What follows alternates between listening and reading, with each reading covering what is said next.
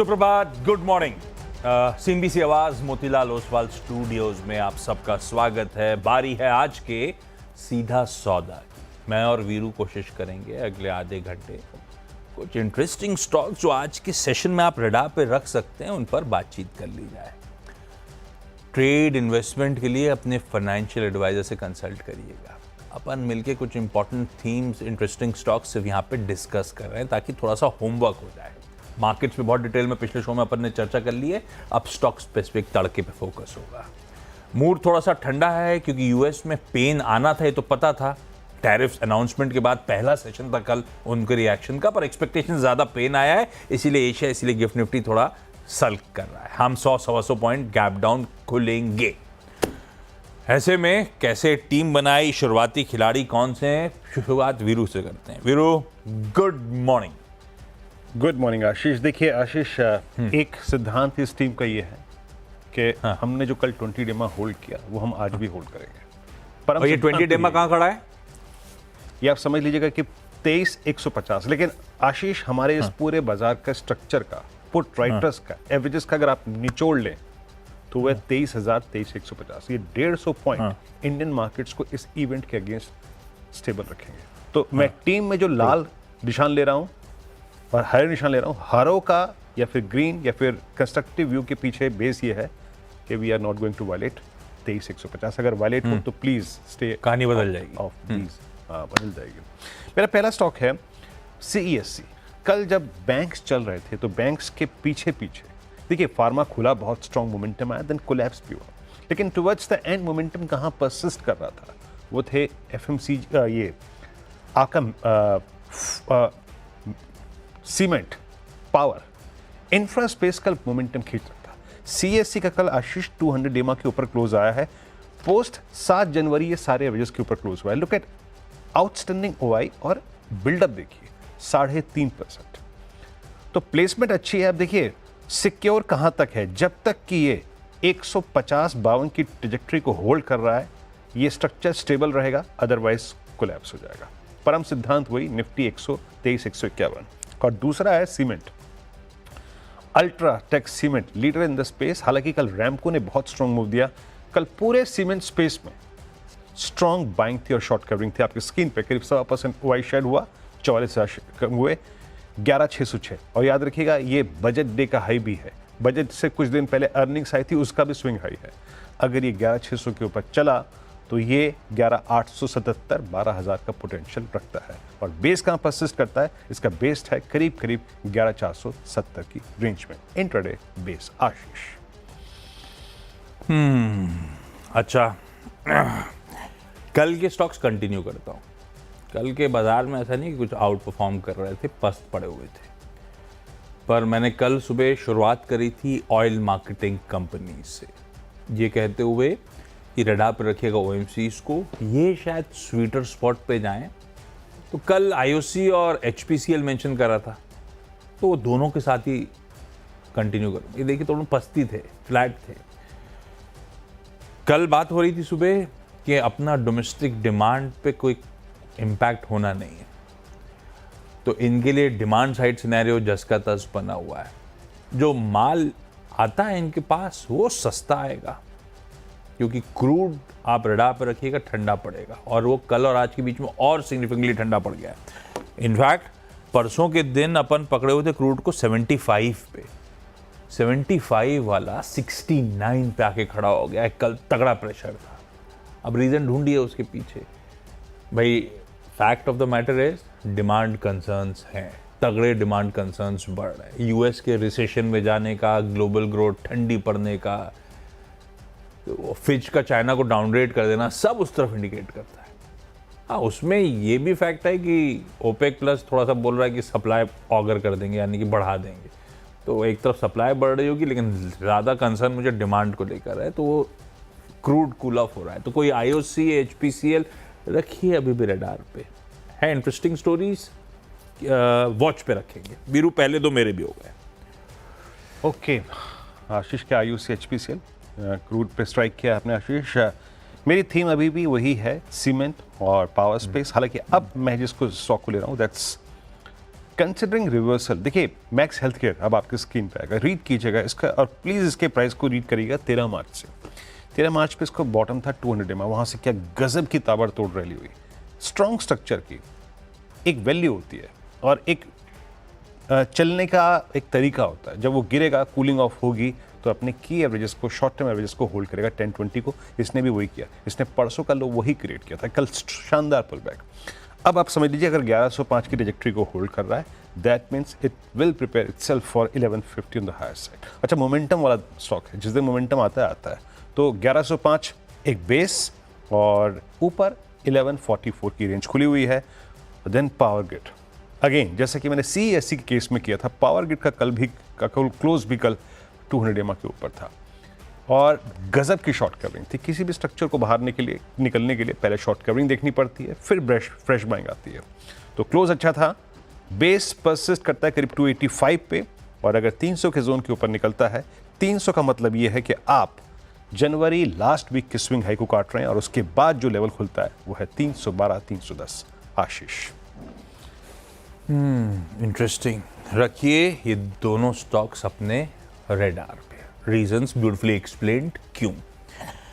Crude के साथ ही continue करूंगा, क्रूड के साथ और डोमेस्टिक फोकस्ड कंपनीज, तो उनके लिए एडेड तड़का है इस समय। ग्लोबल एक्सपोजर हमने देखा है ना, IT के साथ क्या हुआ कल, तो वो ग्लोबल एक्सपोजर के साथ अपना सरदर्द है, ध्यान रखिएगा। अब क्रूड की थीम पे दो और स्टॉक्स, हालांकि दोनों बड़े अंडर परफॉर्म कर रहे हैं, एशियन पेंट्स और पिडिलाइट, दोनों इन ग्रीन रखूंगा। एशियन पेंट्स करेक्ट हुआ, वैलिड रीजंस, क्योंकि एक स्ट्रक्चरल चेंज आ रहा है, आ चुका है, वो प्ले आउट हो रहा है, इसीलिए एशियन पेंट्स का सारा मूड बिगड़ा हुआ है। वो अभी भी कंसर्न्स बने रहेंगे। बिरला ओपर्स की लगातार वो कमीशनिंग हो रही है प्लांट्स की, मेरे ख्याल से एक ही बचा है, तो वो और सप्लाई और मार्केट शेयर डेंट और इश्यूज क्रॉप अप होंगे। पर इस समय भाव में बहुत कुछ है ऐसा लगता है, चलेगा कब एनीबडीज गेस। इनके लिए एक अच्छी चीज़ हो गई कि एशियन पेंट्स या पेंट कंपनीज क्रूड डेरिवेटिव्स का तगड़ा इस्तेमाल करती हैं, तो एशियन पेंट स्वीटर स्पॉट पे अगर, तो ये नीजर अपनी जगह होता है, अगर क्रूड वाकई $70 के नीचे सस्टेन कर रहा है लंबे समय के लिए, तब तो फिर मीनिंगफुल फायदा होता है। पर अभी सेंटिमेंट पुश है, इसीलिए एशियन पेंट्स ग्रीन पे। एशियन पेंट का सरदर्द होगा, पिडिलाइट तो न्यूमेरो ओनो पोजीशन बना के बैठा हुआ है, उसके बावजूद ये स्टॉक सर्व कर रहा है। खैर केमिकल्स का प्ले है वैसे ही, एक्चुअली तो कल केमिकल्स दबाव में थे, उसके बावजूद पिडिलाइट डटा खड़ा था। शायद कच्चे तेल का ज़्यादा प्रोमिनेंट इम्पैक्ट था, और इसके केमिकल्स थोड़ा सा बदलना है क्योंकि इसका डोमेस्टिक मार्केट फोकस है, बाकी केमिकल कंपनीज एक्सपोर्ट ओरिएंटेड होती हैं। पिडिलाइट मुझे लगता है आज भी कंटिन्यू किया जा सकता है क्रूड के इस तरह के प्रेशर के बाद। तो लार्जली क्रूड प्लेस पे ये वीरू 4 स्टॉक्स हो गए। ओके, तो आपने आज क्रूड को अच्छी तरीके से जकड़ लिया आशीष, है ना? हाँ, कल भी था, पकड़ ही रखा है। अच्छी बात है। देखिए, सबको एक ट्रिगर चाहिए होता है, और मेरे पास भी ट्रिगर वही है। आई मीन जो कल बिल्डअप था जिस प्रकार का इंफ्रा स्पेस में। अच्छा, मैं अब अगले जो स्टॉक्स पकड़ रहा हूँ आपकी स्क्रीन पे आएंगे, जरा एक सेकंड प्लीज़ आप लेके आइएगा स्क्रीन पे। स्टेट बैंक ऑफ इंडिया, और ये बात मैं आज से नहीं, ये पिछले मैं एक हफ्ते से कह रहा हूँ कि मैं थोड़े PSU बैंक्स की तरफ मेरा झुकाव है, स्पेशली कंसिडरिंग द फैक्ट, एक तो पॉलिसी नज़दीक है, रेट कट की एक्सपेक्टेशन, और दूसरी बात ये है, आप देखिए बॉन्ड यील्ड्स को, आप 10 ईयर G-Sec को देखिए, स्लाइड हुई है, simply means treasury gains for this quarter. बाजार उस पर फोकस कर रहा है। SBI का कल क्लोज बेहतर ही था। कल PSU बैंक्स ने लेटर हाफ में डिलीवर किया। निफ्टी बैंक को 51,500 की ट्रैजेक्टरी पार कराने में जो मदद की वो थी PSU बैंक्स की। अब SBI का स्ट्रक्चर समझ लीजिएगा, इसने पूरा का पूरा 10 सेशन बिताए हैं अपने की एवरेजेस के ऊपर। शॉर्ट टर्म एवरेजेस ऊपर की तरफ आ रहे हैं, 150 के ऊपर, 100 और 200 डेमा के ऊपर आपने ये कंसोलिडेशन किया है। अब थ्रेशोल्ड पॉइंट होगा 780 के ऊपर फ्लैग का ब्रेकआउट होगा, 780 के ऊपर रेंज का ब्रेकआउट होगा, और बेस परसिस्ट करता है यहाँ पर करीब 771, 768। और लास्ट इस सेगमेंट का स्टॉक है, that's HDFC life. Insurance stocks में मूव है, और कल 690 पे क्लोज हुआ। अगेन जो मैं बार बार कहता हूँ, strong structure, a collapse towards 10 day 20 day हमेशा कंसिडर करना चाहिए उसको। और कल क्लोज बेहतरीन था। बेस 678, 682 और ऊपर का इंट्राडे रेजिस्टेंस 695। अगर वो निकलता है तो टेस्ट ऑफ 705, 709 क्वाइट लाइकली। आशीष, मेरी टीम पूरी। अच्छा, ग्रीन स्टॉक्स मेंशन कर रहा हूं, पर इसका बिल्कुल ये मतलब नहीं है कि बाजार का मूड माहौल बदल गया है। कल के मार्केट के रेजिलियंस को बहुत ज़्यादा रीड मत करिएगा। अभी जिटरी इफेक्ट्स कंटिन्यू कर सकते हैं। एक दिन का इम्पैक्ट ये नहीं हुआ कि हमने टैरिफ्स को पूरी तरह से डाइजेस्ट कर लिया है। अभी तो दुनिया भर के बाजार, दुनिया भर के अर्थशास्त्री, दुनिया भर की गवर्नमेंट्स खुद एब्जॉर्ब कर रही है। उन्हें खुद ही नहीं पता किस तरह के रिपरकशंस होंगे। तो स्टॉक मार्केट के लिए अनसर्टिनिटी बनी रहेगी, ये ध्यान रखना है अभी। HDFC बैंक ग्रीन में लेके जा रहा हूँ उस दिग्गज को। सिर्फ वॉच करिएगा क्योंकि दिग्गज स्टॉक है, FIIs की फ्लोज पे बहुत ज़्यादा डिपेंडेंट है। कल शाम को जो अपडेट आए देश के सबसे बड़े प्राइवेट बैंक के जो अपडेट्स हैं, मुझे तो अच्छे लग रहे हैं, इसीलिए मैं ग्रीन लेके जा रहा हूं इस स्टॉक को। डिपॉजिट्स औसतन 16% साल दर साल बढ़े, तिमाही दर तिमाही 3-3.25% का जंप। Period end to period end compare करूं तो साल दर साल डिपॉजिट 14% के आसपास और Q on Q 6% के आसपास का जंप दिखा रहे हैं। ये डिपॉजिट्स का ग्रोथ जो है पिछले क्वार्टर से तगड़ा इंप्रूवमेंट। लास्ट क्वार्टर क्या हुआ था, Q on Q 2.5% ही बढ़े थे। इस बार Q on Q 6% के आसपास 5.9% का जंप है। साथ में एडवांसेस में इंप्रूवमेंट है। प्रीवियस क्वार्टर क्या हुआ था, 1% से कम सीक्वेंशियल ग्रोथ थी। इस बार ग्रॉस एडवांसेस 5.5% साल दर साल, इवन 4% Q on Q। तो Q on Q देख रहा हूं तो Q on Q कंपेयर कर देता हूं, 4% एडवांसेस में ग्रोथ है। अच्छे नंबर्स हैं। मैं इसीलिए बाबा मेंशन करता हूं डिपॉजिट्स का आंकड़ा पहले HDFC बैंक के लिए, क्योंकि आपको याद होगा 2023 में HDFC लिमिटेड का HDFC बैंक में विलय हुआ था। तो इनके पास वो लार्ज पूल ऑफ लोन्स तो आ ही गए थे, पर क्या हुआ था, वॉल्यूम डिपॉजिट्स का ठंडा रह गया उसके सामने।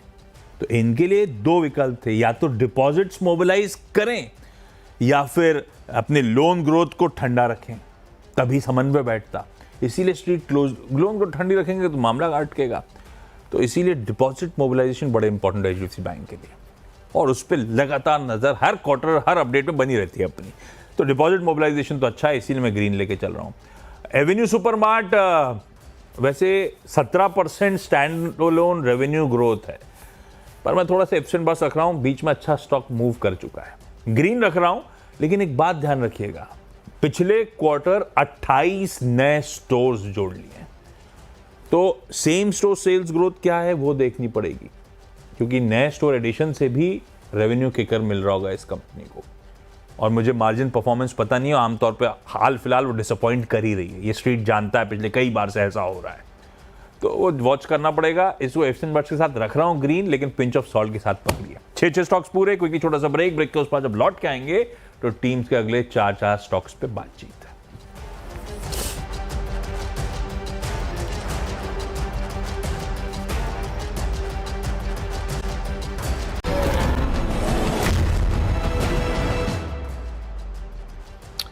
स्वागत है टीम में एक बार फिर से आपका। और अगला मेरा स्टॉक क्या है, अभी तक मैंने पावर पे, इंफ्रा पे फोकस किया और कुछ बैंक्स थे और कुछ इंश्योरेंस स्टॉक्स थे। फिर एक बार आते हुए पावर स्पेस में एक बार लेके आइएगा SJVN। अब SJVN को क्यों मैंने छुआ, ये भी बात सुन लीजिएगा। लोअर ट्रेजेक्ट्री से रिवर्सल जहाँ पे थे, अभी जो हमने स्टॉक्स देखे वो थोड़ा सा हायर लेवल्स पे थे, मिड रेंज में थे, बट लोअर ट्रेजेक्ट्री से जहाँ शॉर्ट कवरिंग अभी थोड़ी आई, बहुत थोड़ी आई, आई मीन हार्डली 10-20 क्रॉस हुआ है। इवन SJVN के केस में 50 डेमा क्रॉस हुआ है, और most of the time SJVN जो है वो हायर ट्रेजेक्ट्रीज पे कल स्पेंड कर रहा था, अबव 50 डेमा। अच्छी शॉर्ट कवरिंग थी, हालांकि ऑप्शंस में इसके बहुत नहीं देख पाया, बट अगर याद रखिएगा ये ट्रेजेक्ट्री होल्ड कर रहा है 93 की, 92-50 की, तो सिंपली इट सीम्स दैट ये 99 के लिए अपने आप को प्रिपेयर करेगा। रीड कीजिएगा, वहाँ पे ड्रॉ कर लीजिएगा 100 डेमा, फॉलिंग 100 डेमा वहीं परसिस्ट करता है। और अब आता है मेरी टीम में नेगेटिव प्लेसमेंट। देखिए कल IT में क्रैक था 1500 पॉइंट का, जो स्ट्रक्चर अभी फर्दर फियर ऑफ कोलैप्स है। देखिए मैं गलत भी हो सकता हूँ यहाँ पर, बट कोफोर्ज को लेके आइए स्क्रीन पे, इट्स 51-57। सिंपली मैंने पैटर्न पे फोकस किया है, इसमें शॉर्टिंग हुई है, गजब की शॉर्टिंग हुई है, 2 लाख शेयर बिल्डअप हुए थे कल, और दिस इज एट कंप्लीट, जिसे पैटर्न बोलते हैं ना, इन्वर्टेड फ्लैग। इन्वर्टेड फ्लैग का अगर ब्रेकआउट हुआ तो वो 7100 के नीचे होगा। याद रखिएगा। और इन दैट केस इसकी ट्रेजेक्ट्री खुल जाएगी काफ़ी नीचे की, जो कि करीब फर्स्ट इंस्टेंस में आती है 6680 के आसपास। तो इन्वर्टेड फ्लैग को रीड कीजिएगा और ये स्टॉक रिवर्सल में तब जाएगा जब ये अपनी एक ट्रेजेक्ट्री यानी करीब करीब आप समझ लीजिएगा कि 7310 पार कर जाए। In that case a short covering is possible. Ashish, अगले में एक तो है बजाज फाइनेंस, ग्रीन ले जा रहा हूं क्योंकि इसका क्वार्टरली अपडेट आया हुआ है कल बाजार बंद होने के बाद। अपडेट लेकर आता हूं। AUMs में साल दर साल, एसेट अंडर मैनेजमेंट में साल दर साल 26% का जंप है, करीब 18,700 करोड़ रुपए के AUMs Q4 में बढ़े, यानी कि बढ़िया इसके फाइनेंशियल प्रोडक्ट के लिए डिमांड है। वो डिमांड तो स्ट्रांग है। 4.7 मिलियन यानी कि 47 लाख नए ग्राहक जोड़े। न्यू लोन्स बुक्ड 36% का जंप है। डिपॉजिट्स में 19% का जंप है साल दर साल। आंकड़े बढ़िया हैं। हाँ, एक चीज ध्यान रखिएगा, CNBC आवाज ने सबसे पहले बताया था आपको, RBI का जो कहना चाहिए ना लेटर ऑफ डिसप्लेजर इसके को ब्रांडेड क्रेडिट कार्ड्स को लेकर, रेगुलेटर की डांट फटकार को सीरियस लेने का। आई एम श्योर ये कंपनी ले रही होगी, अपने हाउस को इन ऑर्डर में रखेगी, कर लेगी, इस होप के साथ रखिएगा, लेकिन थोड़ा सा उस डांट फटकार के बीच में कॉशियस रहिएगा। लेकिन अपडेट अच्छा है इसीलिए ग्रीन मेंशन कर रहा हूं। L&T फाइनेंस, एक और फाइनेंशियल, इसने कुछ समय पहले कहा था हम पूरी तरह से अपनी बुक के रिटेलाइजेशन पे फोकस करेंगे। ये इनका क्लियर स्ट्रैटेजिक फोकस था। अगर उस पैमाने पे देखूं, अपडेट अच्छे हैं। बुक्स रिटेलाइजेशन 94% पे लास्ट साल इस क्वार्टर में खड़ा हुआ था, बढ़ के 97% पे आ गया। रिटेल लोन बुक 19% का जंप दिखा रही है, तो इसे ग्रीन। वीरू, अगले दो कौन से भाई साहब? CLSA ने टाटा मोटर्स को डाउनग्रेड किया है आशीष, और यहाँ पे टारगेट प्राइस भी करीब कटा के 765 कर दिया गया। तो नेगेटिव प्लेसमेंट टाटा मोटर्स की। कल शॉर्टिंग हुआ है, कल इस दौर की यानी लोवेस्ट ट्रेजेक्टरी बंद हुआ, पोस्ट 13 मार्च शॉर्टिंग हुई है। मेरे ख्याल से नेक्स्ट सपोर्ट इसका आता है करीब करीब 633। अगर परसिस्ट करता है 660 के 666 के नीचे। और बालकृष्ण इंडस्ट्रीज कल भी मेरी टीम में नेगेटिव साइड पे प्लेस था, कल भी डे लो पे क्लोज हुआ, और ये ब्रेकडाउन स्क्रीन पे क्लियरली विजिबल है। शॉर्टिंग हुई यहाँ पर, और नेक्स्ट सपोर्ट बैठता है करीब करीब 2430 के आसपास। आशीष, अच्छा, एक अवंती फीड्स का स्टॉक दिखाइएगा। आपको याद होगा कुछ समय पहले अपन ने US के साथ टैरिफ वाले इश्यूज के बीच में अवंती फीड को रेट लिया था। उस दिन वो स्टॉक चल गया था उल्टा, लार्ज ट्रेड प्ले आउट हुआ था। याद होगा आपको, थाईस का जो स्ट्रैटेजिक पार्टनर था वो माल छोड़ रहा था, पर वो स्टॉक चढ़ गया था। कल इवेंचुअली देखिए वो टैरिफ वाले इशू पे बाद सामने जब आया, तब एक्चुअल करेक्शन आया स्टॉक में। तो ऐसी कल नजर गई थी, तब मुझे याद था क्योंकि उस बार लास्ट ट्रेड में वो स्टॉक खूब चल गया था। खैर, अगले दो में एक तो मसगांव डॉक शिप बिल्डर्स, इकलौता लाल में ले जा रहा हूं आज के लिए, और बट ऑब्वियस रीजन, सरकार हो गई है स्मार्ट। बढ़िया डिफेंस स्टॉक्स में सबसे बढ़िया शायद यही कर रहा था। साल का चार्ट उठाइएगा, अपने ईयर हाइस की तरफ बढ़ चला था। कल भी अच्छे मूव्स थे, 5% के आसपास का उछाल था। शाम को अपडेट आया, सरकार अपनी हिस्सेदारी बेचेगी, स्टेक डाइवेस्ट करेगी। ये देखिए चार्ट, इसे कहते हैं स्मार्टली प्ले करना। आज OFS होगा नॉन रिटेल के लिए। सरकार बेच रही है कुल मिलाकर 2.8% हिस्सा, और अगर डिमांड अच्छी आई तो 2% का ग्रीन शू, यानी कि पकड़ लीजिए 4.5% के आसपास का हिस्सा। फ्लोर प्राइस है 25.25। तो आज डे 1 तो दबाव में रहेगा। कल फिर अपन रिविजिट करेंगे, सॉरी मंडे को, किस तरह का डिमांड अट्रैक्शन आया। पर आज के लिए लाल है मसगांव डॉक, पर ये गैप डाउन के साथ ही शायद खुल रहा हो। और फाइनली फ्राइडे है, हाँ लेकिन फ्राइडे के लिए नहीं, यूनाइटेड ब्रेवरीज लिमिटेड लेकर आई है एक नए प्रोडक्ट लॉन्च की तैयारी। कल 5 अप्रैल को वो लॉन्च है, जिसका नाम है एम्स्टेल ग्रैंडे। एम्स्टेल ग्रैंडे इनकी एक प्रीमियम स्ट्रॉन्ग, ढूंढ रहे हो क्या आप? अरे रुक जाओ, इतनी जल्दी क्या है। प्रीमियम स्ट्रॉन्ग बियर है ये लॉन्च, लेकिन सिर्फ यूपी में होने जा रहा है, उत्तर प्रदेश में। तो नोएडा के रहवासी ही बता पाएंगे मंडे को ये एम्स्टेल ग्रैंड है कैसी।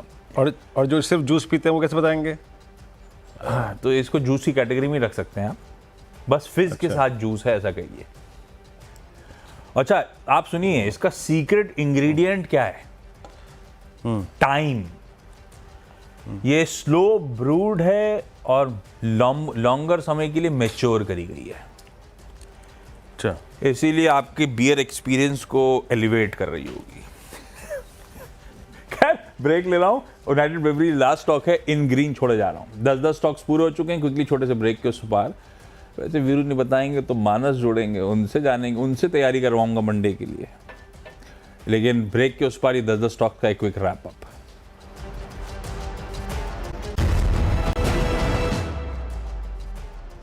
स्वागत है कार्यक्रम में एक बार फिर से आपका। मेरी टीम आपकी स्क्रीन पे है और बैंक्स में मैंने state bank of India consider किया है कल के सेकेंड हाफ का स्ट्रॉन्ग मूवर। बाकी आज पावर और इंफ्रा थीम है। CSC को यहाँ पे UltraTech cement, Max Health Care space में Power Grid, HDFC Life, SJVN, और नेगेटिव साइड पे टाटा मोटर्स, CLSA के I think target price cut के बाद Coforge inverted flag bearish pattern, and same is the case with Balkrishna Industries. Ashish. Okay, 10 की team में largely सब हरे में। क्रूड के चलते IOC, HPCL, एशियन पेंट्स और पिडिलाइट। क्वार्टर अपडेट्स के बीच में एवेन्यू सुपरमार्ट थोड़ा सा पिंच ऑफ सॉल्ट के साथ रखिएगा। HDFC bank, Bajaj finance, L&T finance अच्छे अपडेट्स हैं। यूनाइटेड ब्रेवरीज का नया प्रोडक्ट लॉन्च की तैयारी है, कल लॉन्च है दरअसल। और मजगांव डॉक OFS आज लॉन्च करेगी। सरकार स्टेक बेच रही है तो आज पहले दिन तो लाल ही रखेंगे इसको।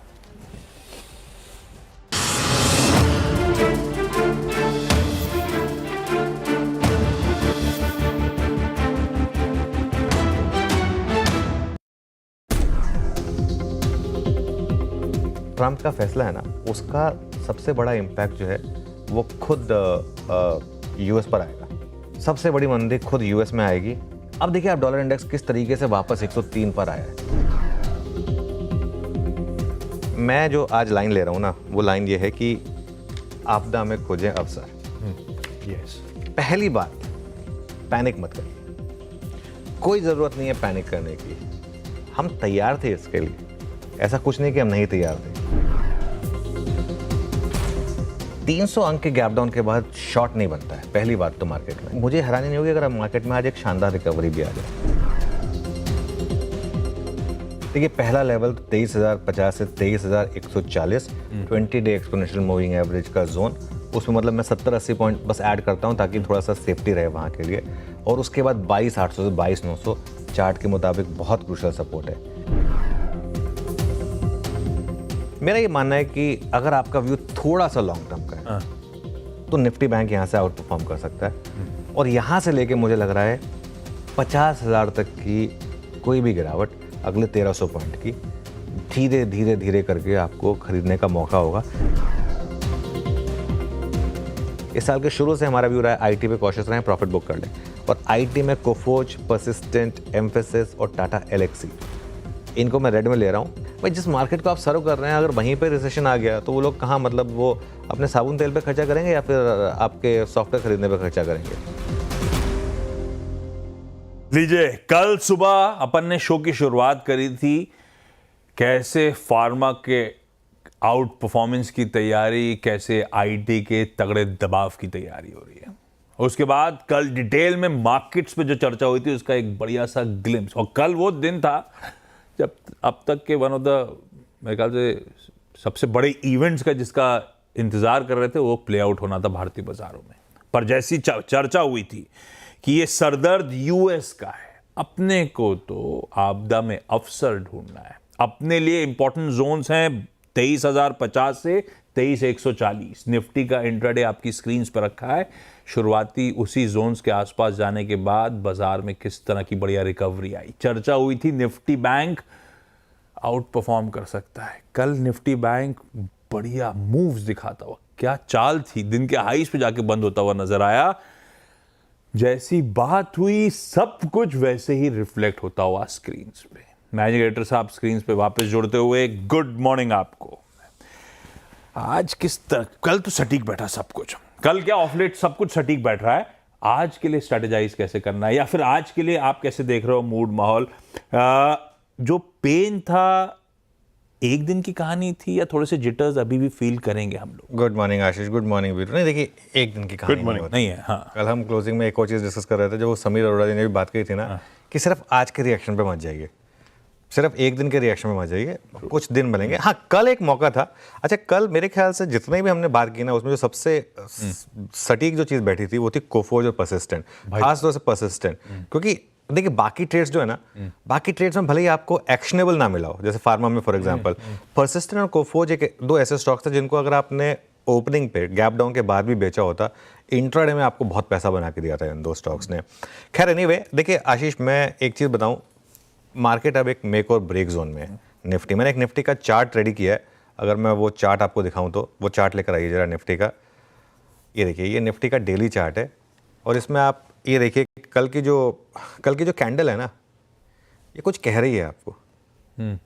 ये कल की कैंडल का लो 20 डे मा और कल की कैंडल का हाई 10 डे मा, और एक बहुत विद इन इस रेंज में हमने कल कारोबार किया। 20 डे मा पे सपोर्ट लिया है और 10 डे मा पे रेजिस्टेंस। ये चार्ट जो है ना, ये आपके लिए मेक और ब्रेक चार्ट है बेसिकली।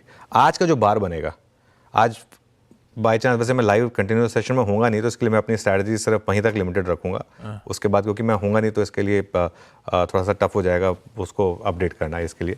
लेकिन